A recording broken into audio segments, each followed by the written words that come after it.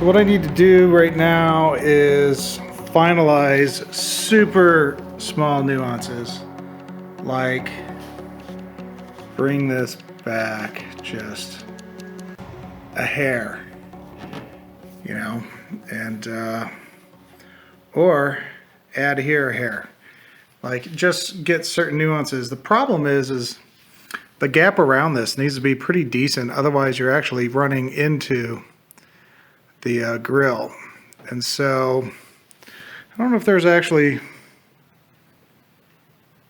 any kind of height adjustment to that. I don't think so. But in any case, you know, those are lining up pretty decently. I gotta fix a hole. One thing I do need to do is I need to add some more fiberglass here. And I also need to relieve this because the pressure to hold this all the way up is just insane. I mean, that's like I'm stressing to hold that up. And so I need to relieve this and reform it and refiberglass, which again, I've never done except for my trunk. So I don't really know how to approach that yet. I know what I need to do relief wise and how to put the fiberglass on.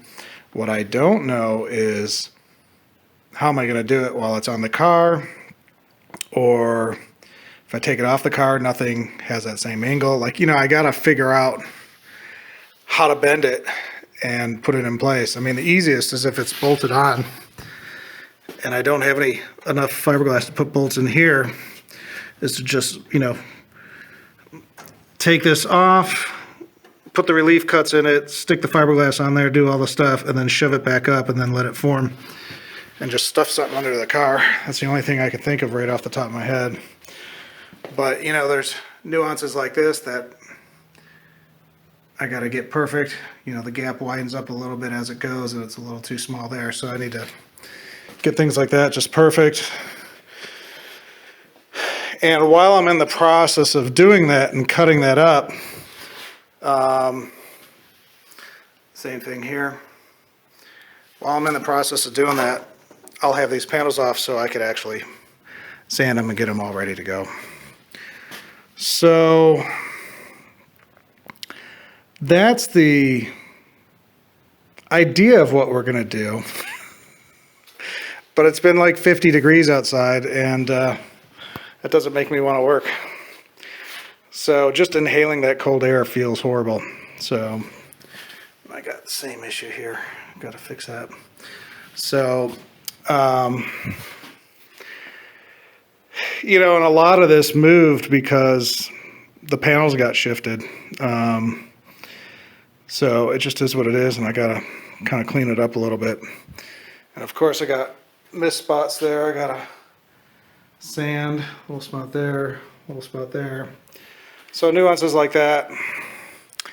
And but I'd like to get the whole front of this car figured out and done if I can this weekend. I don't know if that's going to happen, but, and you could tell by the long drawn out talking that I'm just procrastinating to actually do any of this because, you know, taking off these headlights, it sucks, especially with one person. And so I got to take those off and on. And that's the other thing, like this one, this goes up to the spacer and it's too far out. So then this one, I took the spacer out and now it's too far in. And like, you know, nothing ever makes any sense when you're putting it together, but we'll get there. And then at some point I got to put this thing in the frickin' trunk. And it's supposedly supposed to kind of clip to this, and that's what locks it in.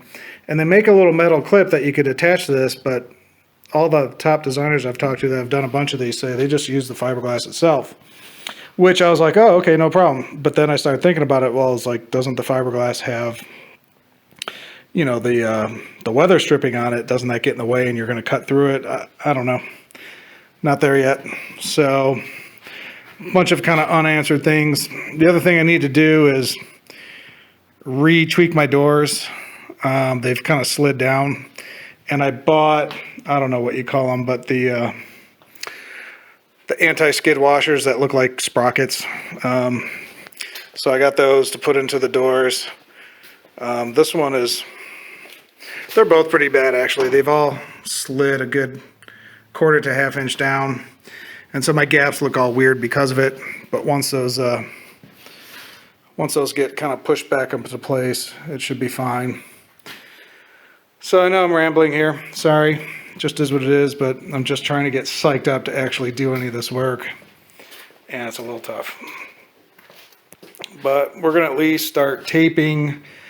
It's like 5 o'clock Saturday night, so I'm going to start taping this and at least kind of get the lay of the land figured out. And then maybe tomorrow, you know, actually do the work and figure it out. And maybe tonight go buy some fiberglass because I've ran out of resin. And, you know, come up with a plan of attack so tomorrow I could just implement. But we'll see.